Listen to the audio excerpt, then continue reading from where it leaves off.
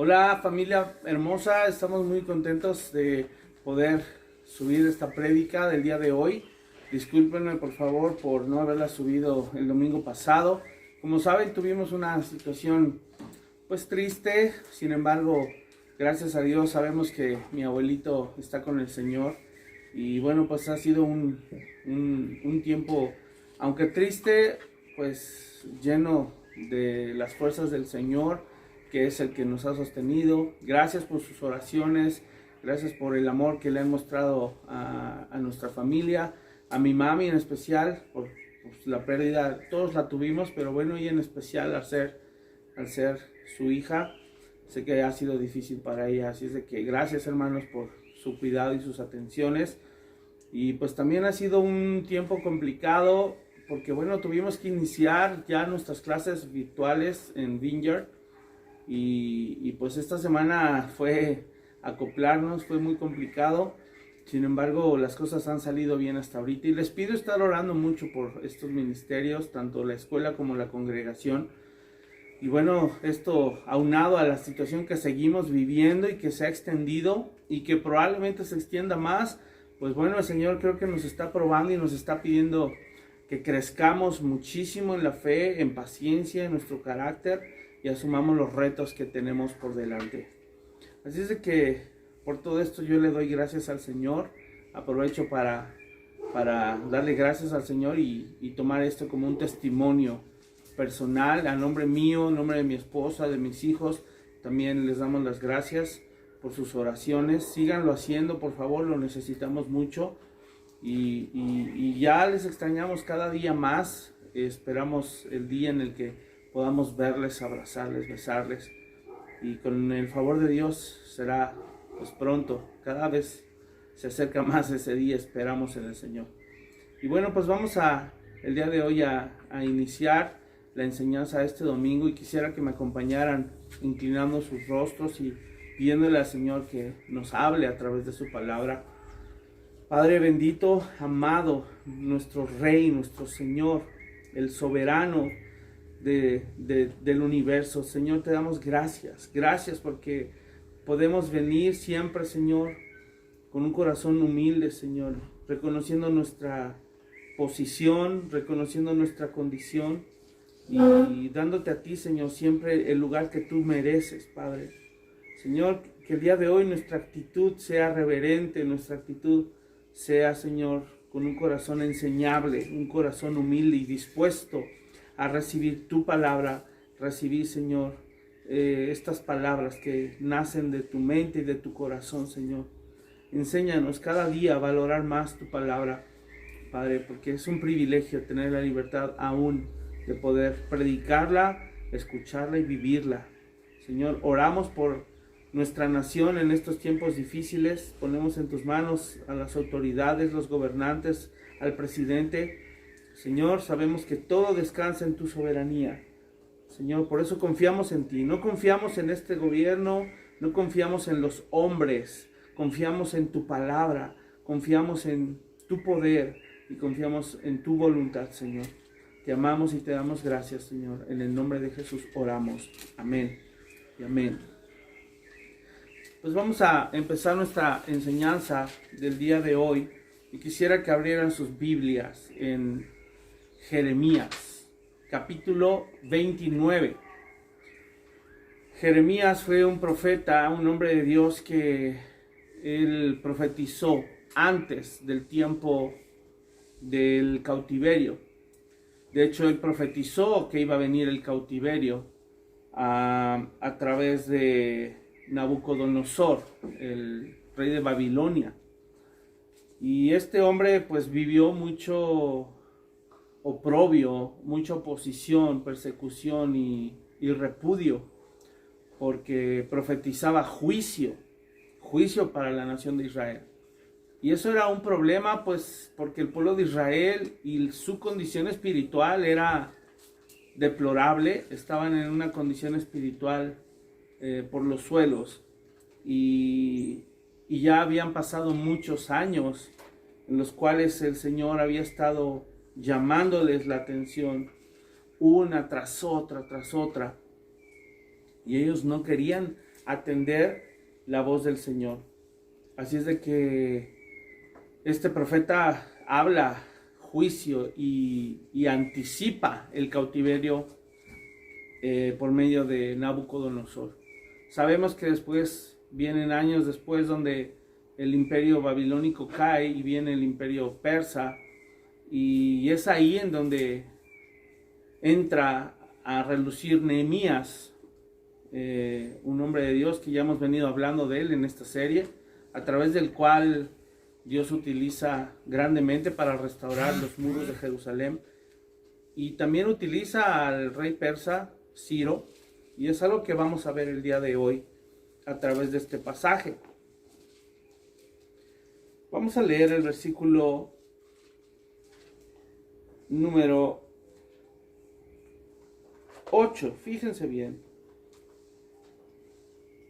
Perdón, vamos a leer más arriba, es muy importante ver siempre el contexto. Dice así, verso 1, vamos a leer desde ahí, vale la pena. Dice, estas son las palabras de la carta que el profeta Jeremías envió de Jerusalén a los ancianos que habían quedado de los que fueron transportados, y a los sacerdotes y profetas y a todo el pueblo que Nabucodonosor llevó cautivo de Jerusalén a Babilonia. Está hablando de una carta que Jeremías le envía a los que se fueron cautivos a Babilonia, y en capítulos anteriores Jeremías había anticipado y había profetizado que Nabucodonosor los iba a llevar cautivos, pero aquí ya se cumplió la palabra y entonces él les envía una carta. Dice así: después que salió el rey Jeconías, la reina, los del palacio, los príncipes de Judá y de Jerusalén, los artífices y los ingenieros de Jerusalén, por mano de Elasa, hijo de Safán, y de Gemarías, hijo de Hilcías, a quienes envió Sedequías, rey de Judá, a Babilonia, a Nabucodonosor, rey de Babilonia, decía: así ha dicho Jehová de los ejércitos, Dios de Israel, a todos los de la cautividad que hice transportar de Jerusalén a Babilonia. Pongan atención qué carta y qué palabras de parte de Dios le envía al pueblo por medio de Jeremías. Verso 5. Fíjate qué le dice al pueblo: edificad casas y habitadlas, y plantad huertos y comed del fruto de ellos. Casaos y engendrad hijos e hijas. Dad mujeres a vuestros hijos y dad maridos a vuestras hijas, para que tengan hijos e hijas, y multiplicaos ahí, y no os disminuyáis, y procurad la paz de la ciudad a la cual os hice transportar, y rogad por ella a Jehová, porque en su paz tendréis paz vosotros. Porque así ha dicho Jehová de los ejércitos, Dios de Israel: no os engañen vuestros profetas que están entre vosotros, ni vuestros adivinos, ni atendáis a los sueños que soñáis, porque falsamente os profetizan ellos en mi nombre. No los envié, ha dicho Jehová.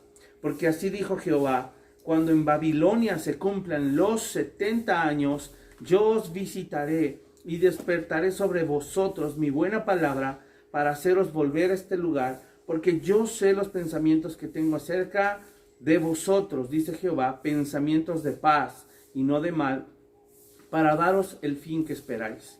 Entonces me invocaréis y vendréis y oraréis a mí, y yo os oiré, y me buscaréis y me hallaréis, porque me buscaréis de todo vuestro corazón, y seré hallado por vosotros, dice Jehová, y haré volver vuestra cautividad, y os reuniré de todas las naciones y de todos los lugares donde os arrojé, dice Jehová, y os haré volver al lugar donde os hice llevar.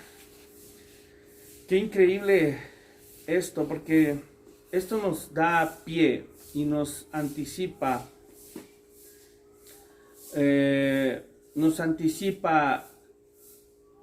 la obra que vino después por medio de Nehemías. Y quiero continuar con la enseñanza de Nehemías, con la serie que hemos venido hablando. Quería yo leer y empezar leyendo este pasaje, porque esto es antes de que sucediera la historia de Nehemías. Les recuerdo, después, ya que están cautivos en Babilonia, quien viene a profetizar después es el profeta Daniel. Y es increíble cómo el Señor utiliza a Daniel también para darle muchas revelaciones, muchas visiones incluso acerca de eventos que iban a suceder en el futuro. Incluso ahí, si estudian con cuidado y lo empatamos con eventos históricos, ahí se van a dar cuenta que ahí se habla del imperio que vendría después del imperio persa, el imperio romano. Habla incluso de Alejandro Magno y de muchos, no por nombre obviamente, pero cuando ves la descripción de los reyes que se profetiza ahí que se iban a levantar después en distintos imperios, te das cuenta que habla de muchos personajes históricos precisos y eventos muy precisos que solamente nuestro Dios pudo haber anticipado en su soberanía. Para mí es muy importante, antes de iniciar la historia de Nehemías y continuar con la serie, aclarar un punto que hablaba yo en la prédica anterior, donde yo decía y yo hablaba que hay personajes puestos en autoridad, personajes que aunque son malos y aunque son hombres que no conocen a Dios, ellos son siervos de Dios y ellos viven bajo la soberanía de Dios, bajo la autoridad de Dios, hablando de que toda la autoridad es puesta por Dios, sea buena o sea mala. Y dije yo que bueno, íbamos a tratar de aclarar en un futuro, pero creí pertinente aclararlo de una vez. Cuando hablamos de Nabucodonosor, en el caso específico de Nabucodonosor, hay un pasaje en donde el Señor le llama a Nabucodonosor, le llama mi siervo. Y quiero que lo veamos ahí mismo en Jeremías. Vamos al capítulo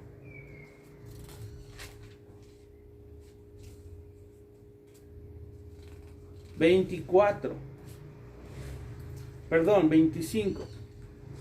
Es justo la profecía que yo les decía que Jeremías dice que vendrán 70 años de desolación.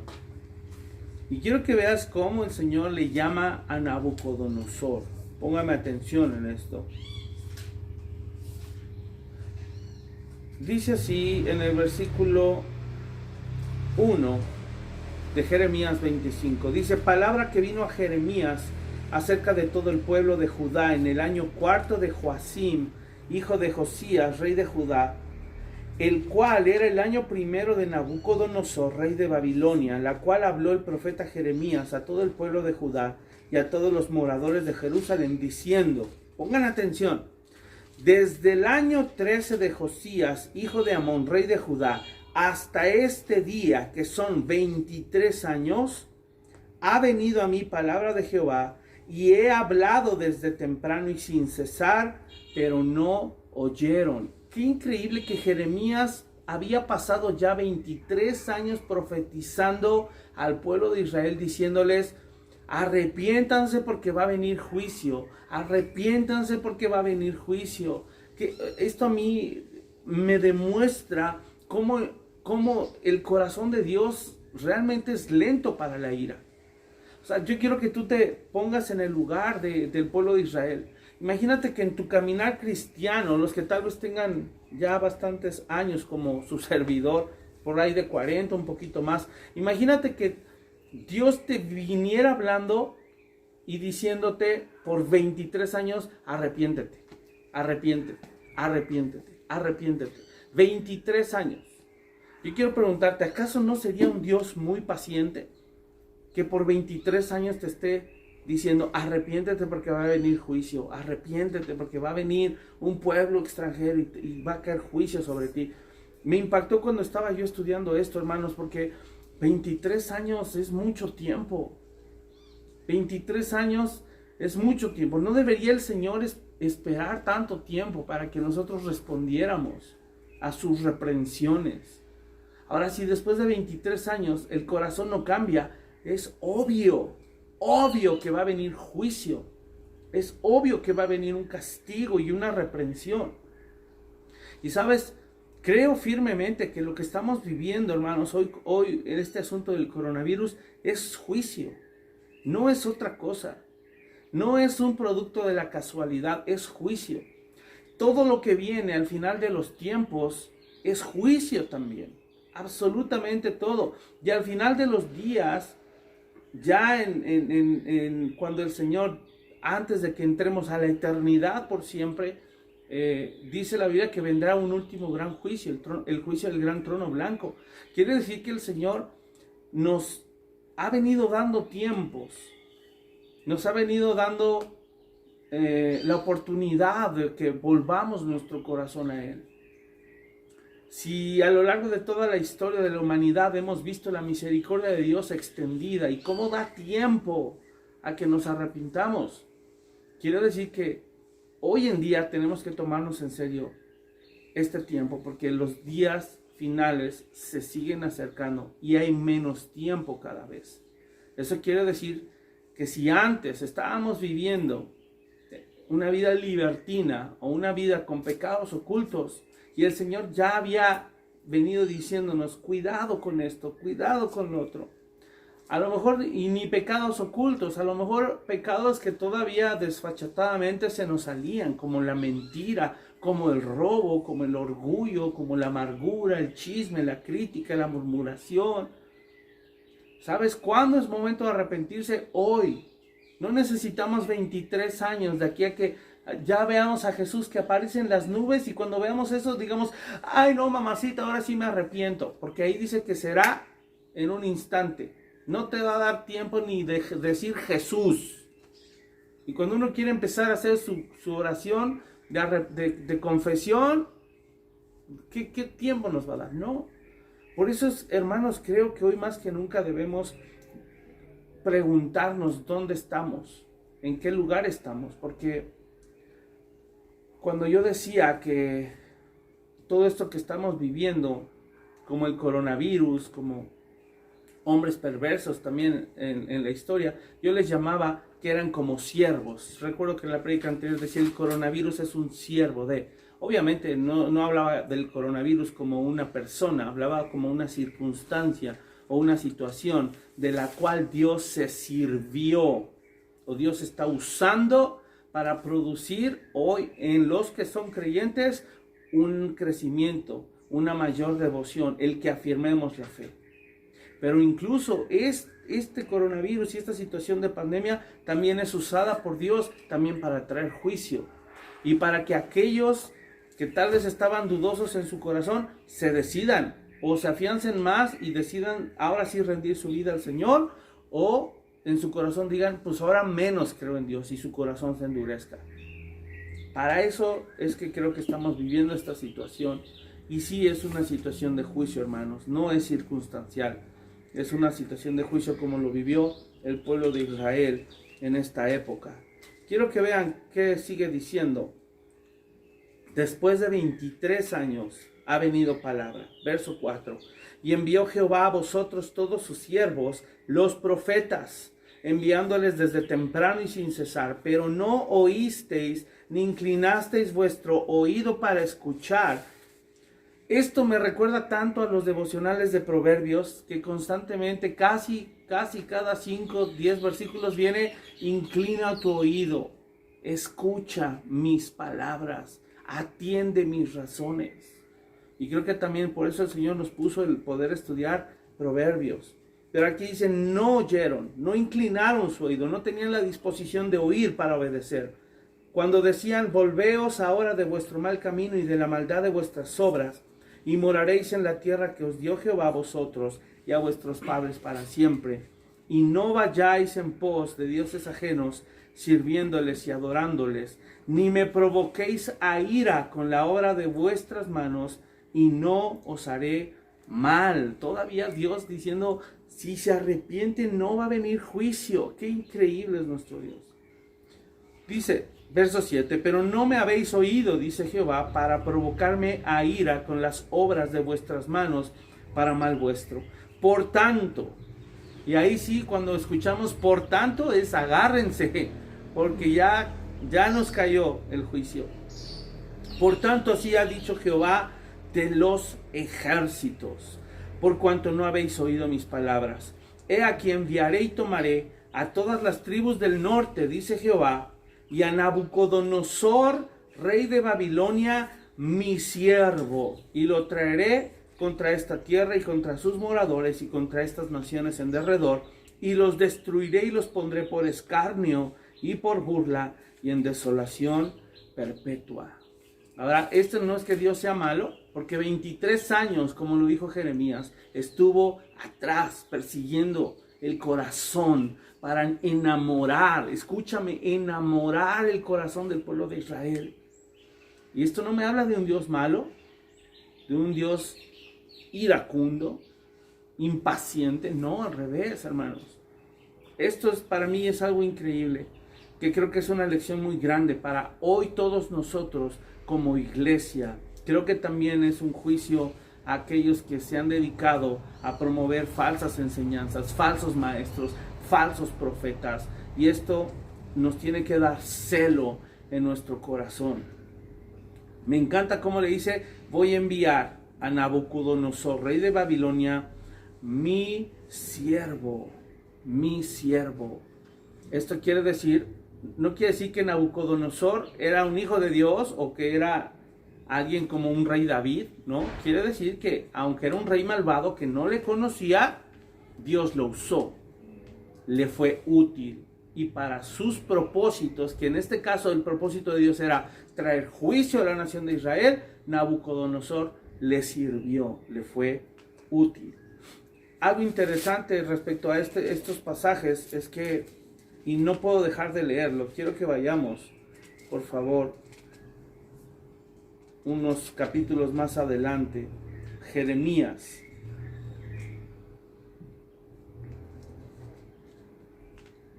Capítulo 28. Es increíble cómo en esta época, hermanos, se van a levantar falsos profetas, falsos apóstoles, falsos pastores que van a empezar a dar profecías y que ya las dieron, ya denunciamos algunos, lo seguiremos haciendo, en donde profetizan paz, en donde dicen que el juicio de Dios no va a venir, que va a venir bendición, que lo que viene es glorioso, que, ¿sabes? Discúlpame, te tengo malas noticias, no es así. Hoy todo el mundo y toda la tierra está en juicio de Dios, porque la maldad se ha aumentado, y lo decía la Biblia, el mismo Señor Jesús lo dijo, la maldad se aumentará, y estamos viviendo esos tiempos, estamos ya en esos tiempos. Entonces, discúlpame, pero no va a haber bienestar, no va a haber algo que pueda mejorar. Yo lo hablaba también en otra prédica, yo decía que muchos se toman de la palabra y dicen, derramaré de mi espíritu sobre toda carne, ¿no? Y yo decía, y bueno, ¿eso cómo va a ser? Y si se contrapone con las palabras del Señor Jesús, en donde dice que la maldad se aumentará. Y que porque la maldad se aumentará, el amor de muchos se enfriará. Y que habrá engañadores y que falsos profetas aún engañarán, si es posible, a los escogidos. Entonces, créanme que así como sí vendrá en cierta manera, por así decirlo, un avivamiento, como lo dicen, ¿no? Un avivamiento mundial. Eso no quiere decir que de la noche a la mañana el mundo que está en maldad se va a tornar a la bondad. No, al revés. Va a estar a tope la maldad y se va a derramar en aquellas personas, en aquel remanente fiel. A través de esas personas se derramará el Espíritu de Dios para promover un evangelismo mundial que va a preceder a los últimos días ya. Así, a punto de que Cristo venga. Entonces, pónganme atención, ¿qué pasó con un falso profeta? Capítulo 28. Este profeta Ananías profetizó falsamente. Y quiero que veas qué tremendo pasaje. Vamos a leer, no lo voy a leer todo, solo los versículos importantes. Fíjate, el verso 10. Cuando Jeremías profetizó los 70 años, quiero que veas qué hizo Ananías. El verso 10. Entonces el profeta Ananías quitó el yugo del cuello del profeta Jeremías y lo quebró. Y habló Ananías en presencia de todo el pueblo diciendo, así ha dicho Jehová, de esta manera romperé el yugo de Nabucodonosor, rey de Babilonia, del cuello de todas las naciones dentro de 2 años. dentro de 2 años. O sea, redujo la sentencia de juicio de 70 años a 2 años. Y diciendo, es palabra de Jehová. Imagínate. Voy a seguir leyendo. Y después que el profeta Ananías rompió el yugo del cuello del profeta Jeremías, vino palabra de Jehová a Jeremías diciendo, ve y habla a Ananías diciendo, así ha dicho Jehová, yugos de madera quebraste, mas en vez de ellos hará yugos de hierro. Porque así ha dicho Jehová de los ejércitos, Dios de Israel, yugo de hierro puse sobre el cuello de todas esas naciones para que sirvan a Nabucodonosor, rey de Babilonia, y han de servirle, y aún también le he dado las bestias del campo. Entonces dijo el profeta Jeremías al profeta Ananías, ahora oye Ananías, Jehová no te envió y tú has hecho confiar en mentira a este pueblo. Por tanto, así ha dicho Jehová, he aquí yo te quito de sobre la faz de la tierra, morirás en este año porque hablaste rebelión contra Jehová. Y en el mismo año murió Ananías en el mes 7. Qué palabra tan tremenda es esto, hermanos. Porque hay por ahí gente que dice que esto se va a acabar ya en días, en semanas, y miren, no es así. Sabemos, oímos las noticias y pues dicen va para largo. Y si va para largo, hermanos. Entonces hay que prepararnos para eso. Hay que prepararnos y seguir. No podemos quitar el dedo del renglón. Debemos seguir humillados, debemos seguir ayunando, debemos seguir orando y clamando por nuestra nación. Por los pecados de México y por nuestros pecados también. Y pedirle a Dios perdón por los pecados de la iglesia también. Que ha sido una iglesia ligera, una iglesia cómoda, una iglesia materialista, una iglesia mundana. Y qué pena, pero eso es lo que está haciendo el Señor. Está sacudiendo a su iglesia para que los frutos podridos se caigan. Es importantísimo esto. Es importantísimo que entendamos esto y que nos tomemos muy en serio los tiempos que estamos viviendo. Ahora, no nada más esto, muy rápido como referencia, no nada más fue Nabucodonosor, también el faraón. Vamos al capítulo 9 de Romanos, al Nuevo Testamento. Quiero que vean ese pasaje tan interesante.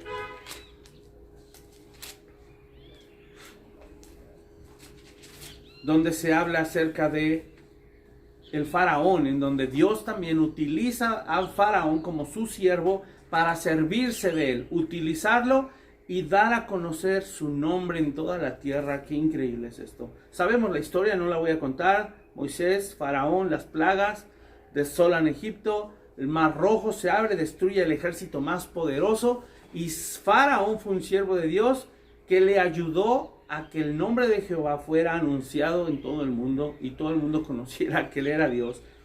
Romanos capítulo 9 dice verso 17: porque la escritura dice a Faraón, para esto mismo te he levantado, fíjate, para esto mismo te he puesto en autoridad. Haberlo levantado quiere decir haber hecho que su imperio creciera. Dios lo usó, qué increíble.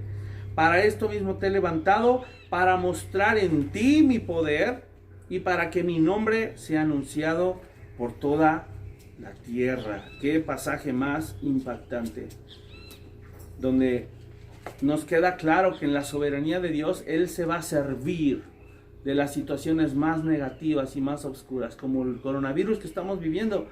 Él se va a servir de esa situación. Y de cualquier gobernante de la tierra, créame que así va a ser. Y por último, Isaías 44, también es muy importante ver esa referencia. Ahora ya no nada más respecto al faraón, que ya vimos que Dios lo usó para sus propósitos, no nada más de Nabucodonosor, que lo usó para el juicio sobre Israel, sino ahora sobre Ciro. Y este es el pasaje que a mí más me impacta. Es increíble cómo el Señor habla acerca de Ciro en el capítulo 44. Vamos a leer rápidamente ahí. Isaías 44, a partir del verso 24. Así dice Jehová tu Redentor, que te formó desde el vientre. Yo Jehová, que lo hago todo, que extiendo solo los cielos, que extiendo la tierra por mí mismo, que deshago las señales de los adivinos y enloquezco a los agoreros, que hago volver atrás a los sabios y desvanezco su sabiduría. Yo, el que despierta la palabra de su siervo y cumple el consejo de sus mensajeros, que dice a Jerusalén: serás habitada, y a las ciudades de Judá reconstruidas serán, y sus ruinas reedificaré. En ese momento la nación de Israel no estaba ni en ruinas. No había pasado eso del cautiverio. Quiero que sigas leyendo. Dice, que dice a las profundidades: secaos, y tus ríos haré secar. Que dice de Ciro, escucha, es mi pastor y cumplirá todo lo que yo quiero. Al decir a Jerusalén: serás edificada, y al templo serás fundado. Aquí viene el nombre de Ciro, y Dios está haciendo muy específicamente y está hablando de este personaje. Ciro, el rey de Persa, que comisionó y que le dio autorización a Nehemías de regresar y reconstruir. Pero sabes, cuando Dios le dice es mi pastor, el término pastor se utilizaba para los reyes que tenían la comisión de guiar al pueblo de Israel, ser los líderes espirituales de la nación. Y qué increíble que muchísimos años antes, ahorita les voy a decir cuántos años antes aproximadamente, y te vas a sorprender, se escribió esta profecía. Antes, fíjate, sigue diciendo en el capítulo 45, así dice Jehová a su ungido, a Ciro. Fíjate, Dios está tomando a Ciro, lo está tomando como si hubiera sido como un rey de Israel literalmente. Aunque no era rey de Israel. Era un rey perverso o pagano o impío que no conocía al Señor. Pero Dios le llama pastor, siervo, ungido. Dice a Ciro, al cual tomé yo por su mano derecha. ¿Para qué? Para sujetar naciones delante de él y desatar lomos de reyes, para abrir delante de él puertas, y las puertas no se cerrarán.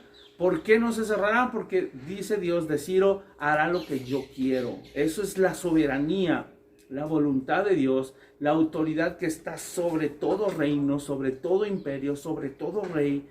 Qué increíble es nuestro Dios. Dice, yo iré delante de ti y enderezaré los lugares torcidos, quebrantaré puertas de bronce y cerrojos de hierro haré pedazos, dando a entender todas las conquistas de tantos pueblos que Ciro iba a lograr. Y te daré los tesoros escondidos y los secretos muy guardados, para que sepas que yo soy Jehová, el Dios de Israel, que te pongo nombre. Te pongo nombre, escucha. Por amor de mi siervo Jacob y de Israel mi escogido, te llamé por tu nombre, te puse sobrenombre, aunque no me conociste. Yo soy Jehová y ninguno más hay. No hay Dios fuera de mí. Yo te ceñiré, aunque tú no me conociste, para que se sepa desde el nacimiento del sol y hasta donde se pone que no hay más que yo Jehová, y ninguno más que yo, que formó la luz y creó las tinieblas, que hago la paz y creo la adversidad. Yo Jehová soy el que hago todo esto. Te va a sorprender que esta profecía de Ciro se escribió aproximadamente 1 siglo y medio antes de que Ciro existiera, antes de que Ciro naciera. Y Dios le llama por nombre y le dice, tú vas a hacer lo que yo quiero y vas a ir a reconstruir Jerusalén. ¿Qué palabra tan increíble? Ahora, dicho esto, creo que de algún modo está aclarado, tal vez no a profundidad, pero creo que sí muy contundentemente, que el Señor se sirve de cualquier circunstancia. Y yo lo dije, qué increíble que el mismo Satanás sea un siervo de Dios y está siendo usado para cumplir los propósitos de Dios.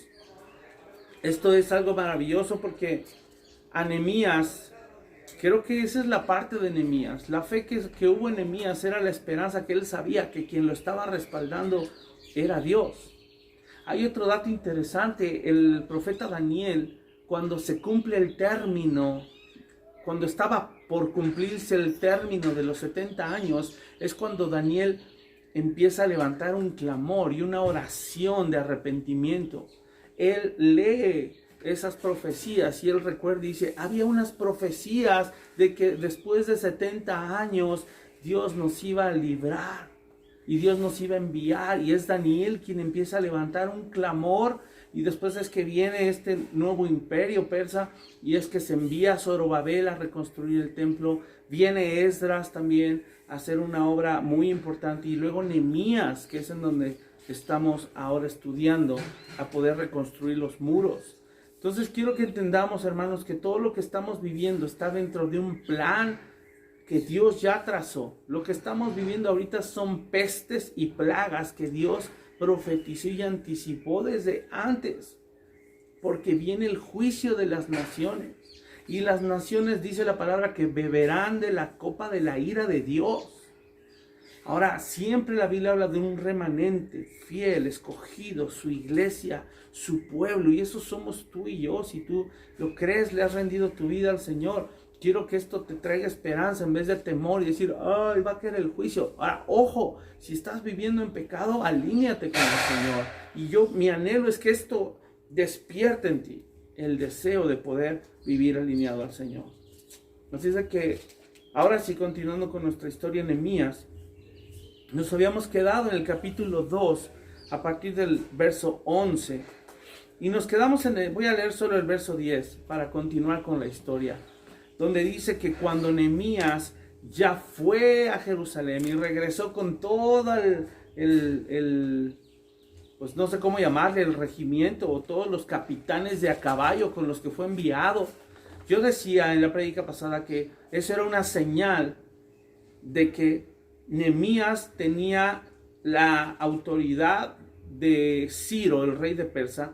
Pero más que eso, Nehemías estaba siendo avalado por la autoridad soberana de Dios a través de Ciro. Ya vimos que Ciro fue un siervo de Dios. Entonces, no había absolutamente nada que impidiera que Nehemías reconstruyera la ciudad. No iba a haber nada. Y a pesar de que no hay nada que pueda detener los planes de Dios para ti y para mí, como sus hijos y como sus escogidos, a pesar de eso, sí va a haber oposición.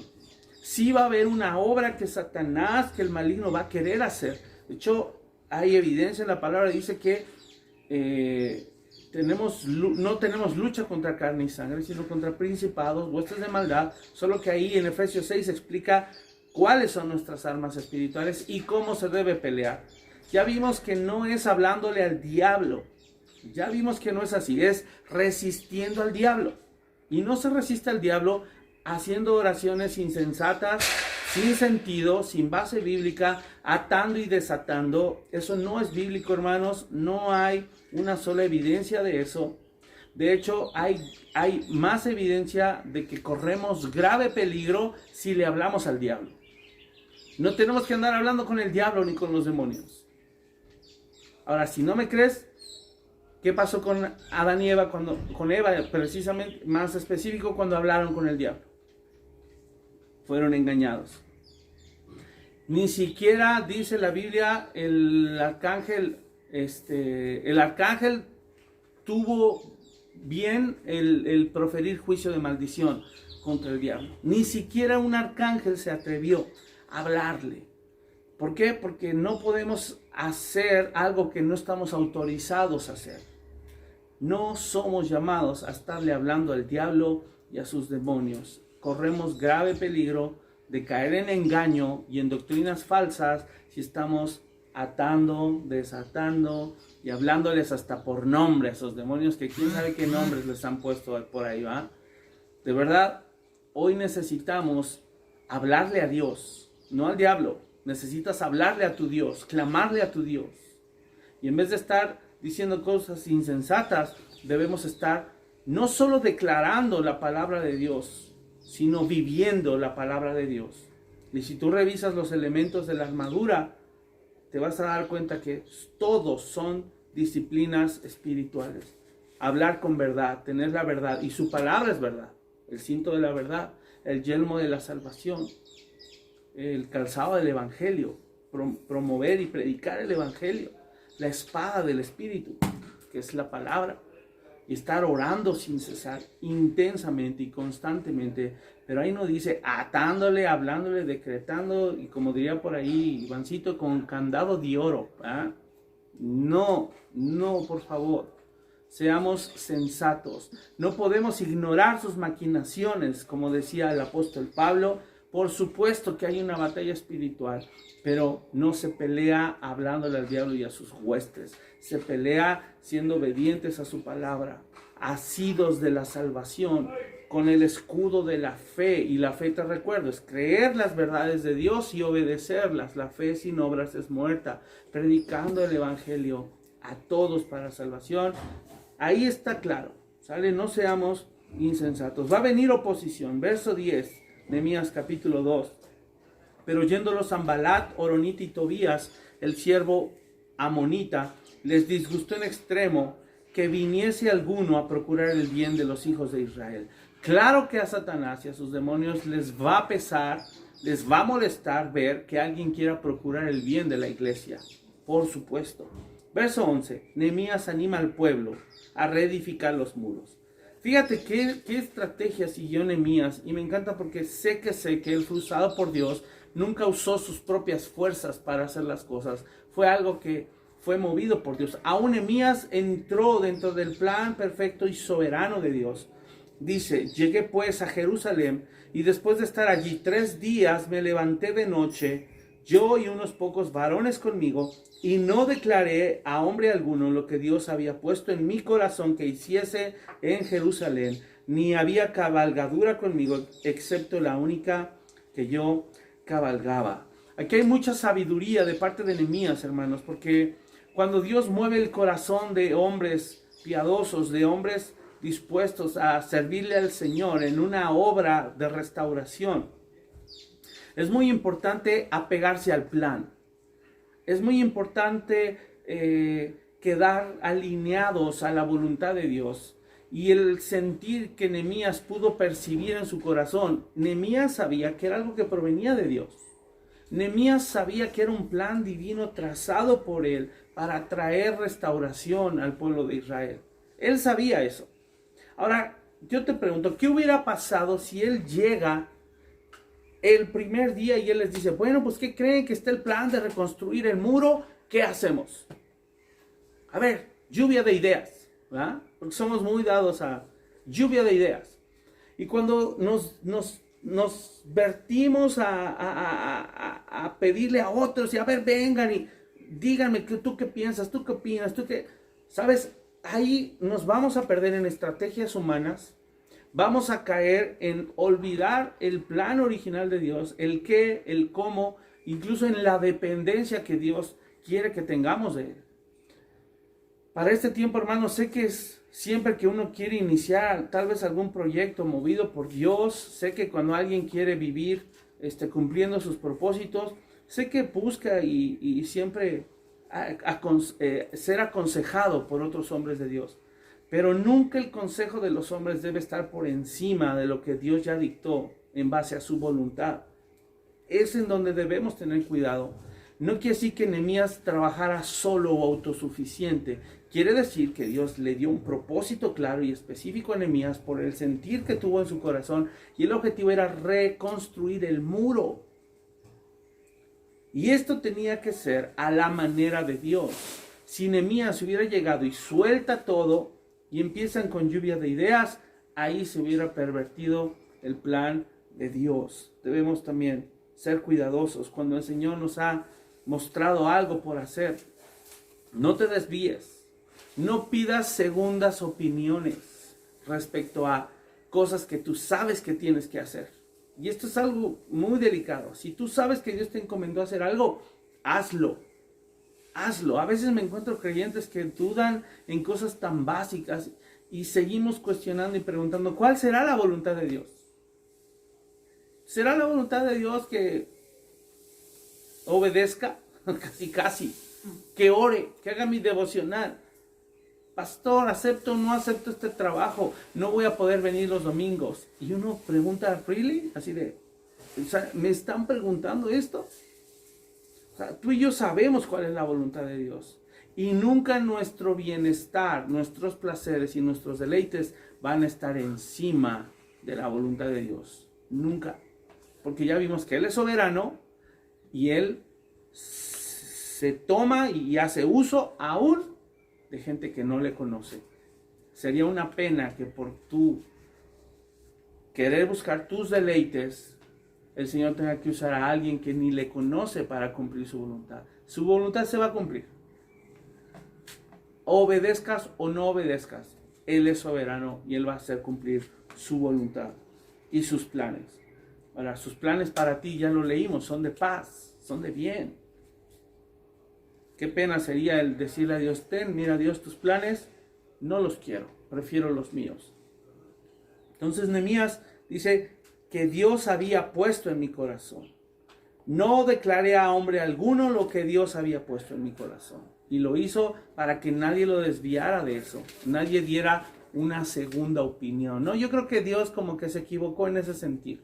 ¿Por qué mejor no lo hacemos así? ¿O por qué mejor no hacemos esto? Cuidado, hermanos. Verso 13. Y salí de noche por la puerta del valle hacia la fuente del dragón y a la puerta del muladar. Y observé los muros de Jerusalén que estaban derribados. Él quería ver con sus propios ojos el daño que había sucedido. Dice después, y sus puertas también, que estaban consumidas por el fuego. Imagínate que el reporte que le dieron meses atrás, él ya con sus propios ojos lo estaba mirando, muros derribados, puertas quemadas, una ciudad desolada. ¿Cómo se debe haber sentido ya su corazón? Dice, pasé luego a la puerta de la fuente y al estanque del rey, pero no había lugar por donde pasase la cabalgadura en que iba. Y subí de noche por el torrente y observé el muro y di la vuelta, escuchen, y entré por la puerta del valle y me volví. Pon atención, ¿por dónde entró Nehemías? Verso 13. Salí de noche, ¿por dónde salió primero? Porque dice que salió para ver los muros por fuera. Salió por la puerta del valle. ¿Por dónde volvió a entrar? Dice aquí en el verso 15. ¿Ya vieron? Por la puerta del valle también. Quiere decir que le dio la vuelta a toda la ciudad. Recorrió absolutamente todo y cada uno de los pedazos del muro. Eso quiere decir que diligentemente analizó la situación, analizó la destrucción que había, los daños que había, fue a mirarlos específicamente. Y eso habla no nada más de un corazón dispuesto a servir al Señor, habla de un corazón diligente. Mira, hermano, podría haber mucha disposición en tu corazón para servir, pero si no hay diligencia, la disposición no sirve de nada. Cuando el Señor nos manda a hacer una obra, tenemos que completar la obra. Cuando el Señor mandó a Saúl a destruir a ese pueblo perverso, Saúl tuvo la disposición de obedecer, mas no la diligencia de atender cuidadosamente lo que el Señor le dijo. Ahora, claro que Saúl sabía la instrucción, pero él terminó haciendo lo que se le dio la gana. No podemos agradar a los hombres y agradar a Dios al mismo tiempo. No se puede, porque en algún momento le vamos a quedar mal a Dios. Hermanos, qué mejor que darle mal a los hombres. ¿Sabe? A lo largo de nuestra vida nos ha llovido crítica, chismes, juicios, ataque a nuestras personas. Y díganme si me interesa, a mí y a mi esposa, díganme si nos interesa nuestra fama. No nos interesa. Literalmente, como decía el apóstol Pablo, todo lo hemos estimado como pérdida, todo lo tenemos por basura, literalmente estiércol, para ganar a Cristo, porque preferimos quedarle bien a Dios primero antes de agradar a cualquier persona, sea quien sea. No nos interesa quedar bien ante ellos. Por obedecer a Dios vamos a hacer lo necesario. ¿No? Por ahí recuerdo un canto, me haré más vil por causa de Jehová. David también decidió pasar por cualquier hombre ordinario. Su esposa, la hija del rey Saúl, traía esa onda de apariencia. Tú siendo rey y ahí te andas rebajando como cualquier pelado del pueblo, ¿no? Y es que de ahí surge esa canción. Pero que se encuentre, hermanos, en nosotros un corazón dispuesto a morir a nuestra dignidad humana, para que la dignidad que Cristo nos ha dado brille, y eso va a ser muchísimo mejor. Entonces hay que ser diligentes en analizar los daños, hay que ser diligentes en saber qué es lo que vamos a reconstruir. Esta serie inició hablando de ser conscientes de nuestra alma, que vamos a reconstruir nuestra alma. Si tú no eres consciente y no has hecho ese autoanálisis, has interiorizado y te has metido en intimidad con Dios a preguntarle, Señor, ¿qué cosas me marcaron? ¿Qué cosas traigo arrastrando? ¿Cuál es ese peso que me asedia? Que dice Hebreos capítulo 13, despojémonos del pecado y de todo peso que nos asedia y corramos con paciencia la carrera que tenemos por delante. No vas a poder correr si no te quitas esos pesos. Y para podernos quitar los pesos y el pecado, necesitamos ser diligentes y mirar qué está derribado, qué es lo que está en ruinas en nuestra vida, qué es lo que está en ruinas en nuestro matrimonio, en nuestra relación matrimonial, en nuestras finanzas, en nuestra devoción y en nuestra pasión por Cristo. Debemos ser diligentes con eso, hermanos. Dice, y no sabían los oficiales a dónde yo había ido, ni qué había hecho, ni hasta entonces lo había declarado yo a los judíos y sacerdotes, ni a los nobles y oficiales, ni a los demás que hacían la obra. Escuchen esto. Y les dije pues, antes de escuchar esto, ¿a quién no le había dicho palabra alguna? ¿A quién no se había dirigido? Si tú lees todo el verso 16, es la gente más importante que había quedado ahí, los que podían ayudar y hacer algo. No les dijo nada, por la misma razón que ya se los dije. Pesa más lo que el Señor ya puso en nuestro corazón y los planes que marcó, que el consejo que otros nos pudieran dar, que nos desvíen. Obviamente, si tú recibes un consejo que alienta el propósito de Dios, obviamente es que lo debes de seguir. Dice después, 17, ahora sí, les dije pues, vosotros veis el mal en que estamos, que Jerusalén está desierta y sus puertas consumidas por el fuego. Venid, edifiquemos el muro de Jerusalén y no estemos más en oprobio. Qué palabras tan contundentes. Ahora, si tú llegas de la nada a una situación donde se está viviendo oprobio, está deplorable la situación, y tú le dices, a ver, vengan, vamos a levantarnos. Mira, toda esa gente que ya llevaba décadas viviendo así, se te va a quedar viendo, ¿no? Si tú te imaginas cómo fue, se va a quedar viendo y va a decir, o sea, tú que vivías bien cómodo allá con Ciro, vienes a decirnos cómo hacer las cosas. Pero quiero que veas la sabiduría de Nehemías. Les dice, vengan, edifiquemos el muro, no estemos en oprobio. Y el verso 18, entonces les declaré cómo la mano de mi Dios había sido buena sobre mí, y asimismo las palabras que el rey me había dicho, y dijeron, levantémonos y edifiquemos, así esforzaron sus manos para bien. Escúchame, esto es importantísimo, hermanos. Uno no puede llegar y decir, vamos a hacer esto y vamos a hacer lo otro, porque ¿qué creen? Que se me ocurrió esta fantástica idea. No es se me ocurrió. Es tan importante esto, hermanos, tanto en los tiempos como en el qué y el cómo, que, escúchenme, el atender la voz de Dios para cumplir sus planes no es nada fácil, porque nos podríamos perder y confundir muy fácil en nuestra alma, en nuestros pensamientos y en nuestros deleites. Ya vimos contra qué cosas batallamos, ya vimos que sí, tenemos una lucha contra el diablo, sus demonios, sus potestades. No nada más conforme con eso, tenemos una lucha en contra del mundo y la corriente, todo el sistema que el diablo diseñó para querernos engatusar, sino que encima de eso tenemos que luchar contra nuestra propia carne, contra el viejo hombre que sigue ahí en nuestros miembros queriéndose rebelar contra el Señor. Entonces la vida del creyente es difícil, es una lucha ardua, no es algo fácil. Pero si en esa lucha nos perdemos y no nos enfocamos en lo importante y dejamos que sea Dios quien dicte las estrategias.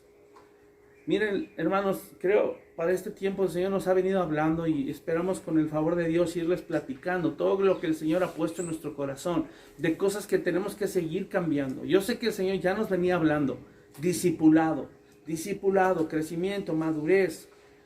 Ahora, después de esto la iglesia no va a ser igual. Si era incómodo de repente, era retador, quiero decirles ahora mucho más. Pero no puedo yo llegar como su pastor y decirles, pues ¿qué creen? Se me ocurrió esto. Ah, qué bueno, pastor. ¿Y cómo se te ocurrió? Ah, pues fíjense que estuve viendo unos documentales de un empresario, ¿no? De Donald Trump y me inspiró, ¿no? Creo que ahora tenemos que ser una iglesia innovadora y emprendedora y empresaria. ¿Sí me explico a dónde voy?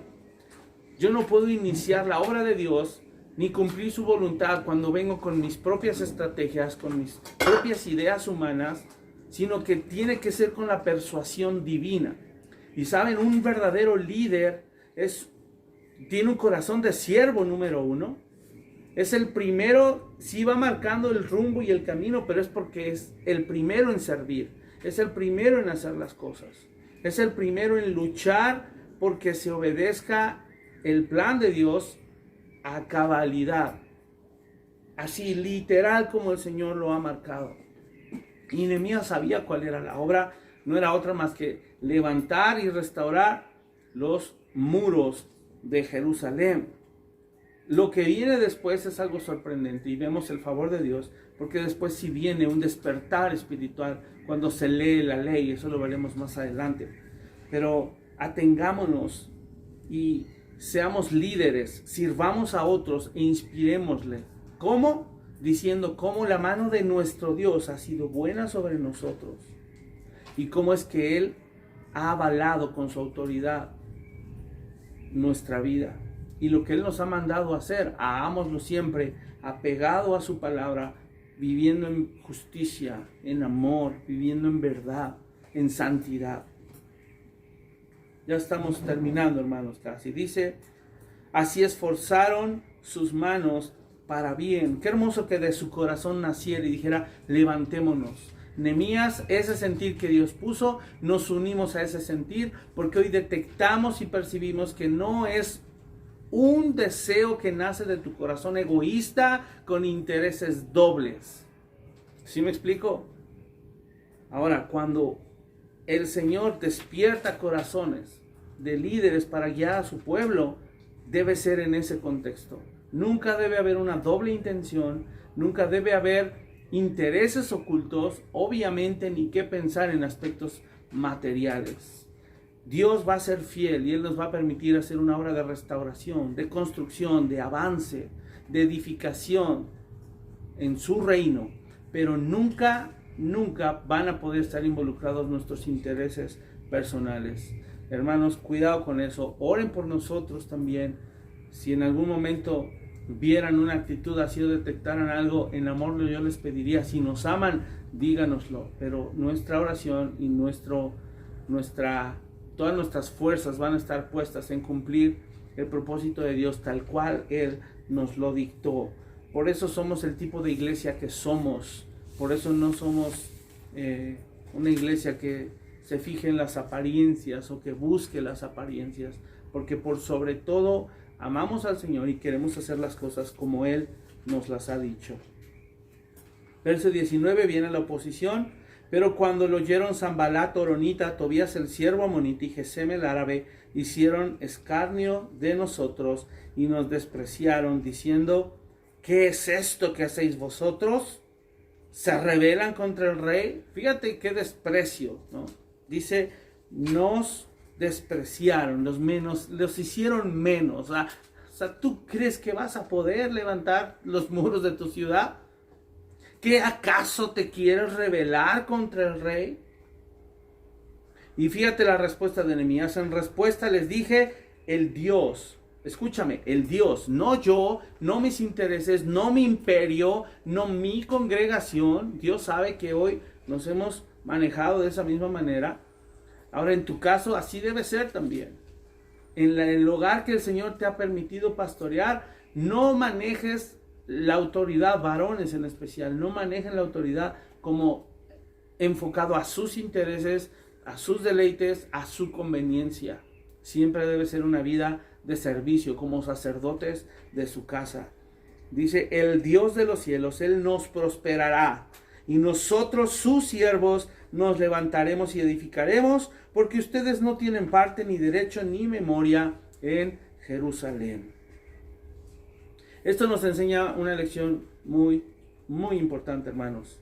El enemigo va a venir, va a querer oponerse, va a querer frenar la obra de Dios, el avance del reino, la proclamación del evangelio, y tú y yo somos comisionados a eso.